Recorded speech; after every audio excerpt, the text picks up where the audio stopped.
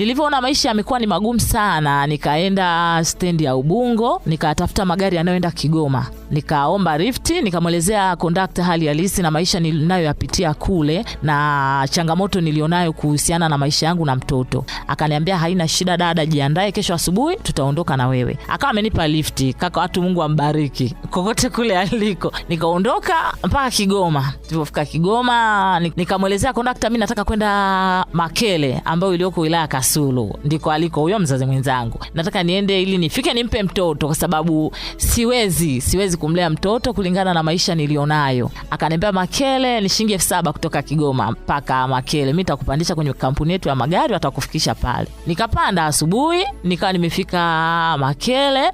Uzuri nikamkuta mzazi mwenzangu yuko stendi. Alivyoniona hakunipokea kwa kweli, hakunipokea. Baada hapo mimi niliondoka nikaenda kituo cha polisi ambacho anachofanyia kazi huko. Nikamwambia mimi nimemleta mtoto. Kwanza alibaki kule, mimi nikatangulia. Akakaa muda kidogo kwa sababu aliniona, akajua kwamba huyu tayari kaja kwa sababu yangu. Akawa amenifuata, nikamwambia mimi sina chochote kile ambacho nimekuja kukufuata kwako.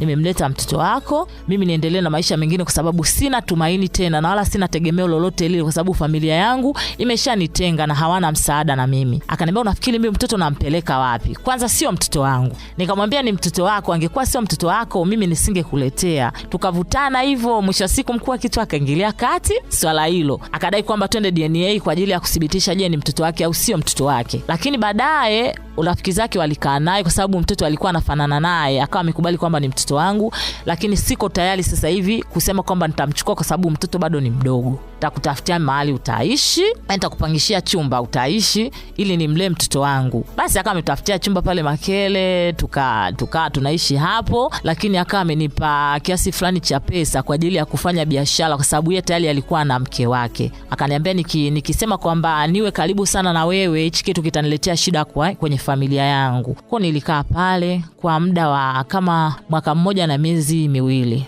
Baadaye yule baba akasema mimi nataka kumchukua mtoto kumpeleka nyumbani kwetu Kisarawe, lakini siwezi nikakuacha hivi kwa sababu tayari kwanza nimeshakupotezea ndoto zako. Maana kaka alikuwa ana mpango wa kunifundisha cherehani, lakini pia alikuwa na plan B kwamba atanipeleka hata kwa habari ya mambo ya saluni. Akaniambia siwezi nikakuacha hivi, mimi nataka nikutafutie kazi kambini ili ufanye. Ukishafanya tuone kama unaweza ukatafuta shule yoyote ile ukafanya mtihani wa QT ili tukaona je unaweza ukifaulu kwa mambo yani kwa habari yoyote ile kama ni walimu au nursing, mimi nitagharamikia chochote kile ambacho utakachokuwa umenani kati ya hayo mawili.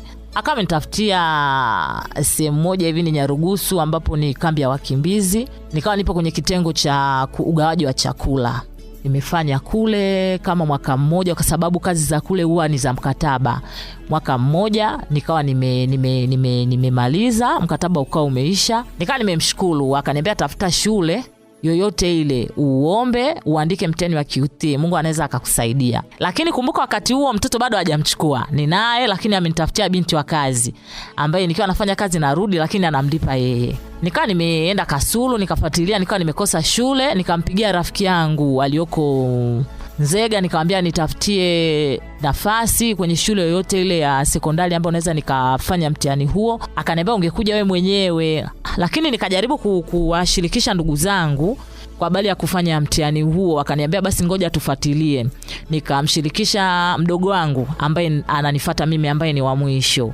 Naomba unisaidie ni hapo Kaliua kama kuna nafasi ukaongea na headmaster ili niandike mtihani wa QT. Akawa ameniambia basi njoo. Tukawa tumeenda kwa headmaster, akawa amekubali, nikawa nimefanya mtihani wa QT. Nikawa nimechaguliwa kwenda nursing kwa sababu kuna masomo ambayo yaliyokuwa yamefanya nichaguliwe na chuo cha mkoa wa Tabora. Nikawa nimechaguliwa. Sasa changamoto ikaja kwenye ada. Nawezaje kwenda kwa ajili ya kuendelea na masomo hayo ya chuo? Tukaanza kuumiza kichwa mimi na mdogo wangu kwa sababu familia yangu baada ya baba kufariki, familia iliyumba kwa sababu baba ndio nguzo kubwa ambayo tulikuwa tunaitegemea pale nyumbani. Sasa baba hayupo, lakini pia kwenye familia yetu hayupo ambaye angesimama kusema kwamba mimi nitawakomboa hao wadogo zangu ambao walioko nyuma yangu kwa sababu wengi wako ni mmoja ni fundi seremala, lakini mwingine ni fundi sofa, lakini mwingine ni mfanyabiashara tu wa kawaida. Dada zangu wameolewa lakini hawana chochote kile cha kufanya. Tukaja tukajadili kama familia tunafanyaje. Familia ikawa haina mchango wote ule. Mimi niliumia sana, nikasema mimi siwezi nikakubali tuendelee na hali hii nyumbani, kwanza ya kuteseka, lakini pia ya kuzalauliwa, kwa sababu hata Mungu anasema nachukia nini? Umaskini. Nikasema mimi sintaikubali hali. Basi nikasema mimi sintaikubali. Yaani nitahakikisha nimepambana mpaka nimepigana juu ya hichi kitu ambacho kinaendelea kwenye familia yetu. Nikawa nimeondoka, nikaenda Dodoma. Yaani yote hiyo ni katika harakati ya kutafuta nani anisaidie kwa habari ya kwenda chuo. Nenda Dodoma, nikawa naabudu katika kanisa la KKT.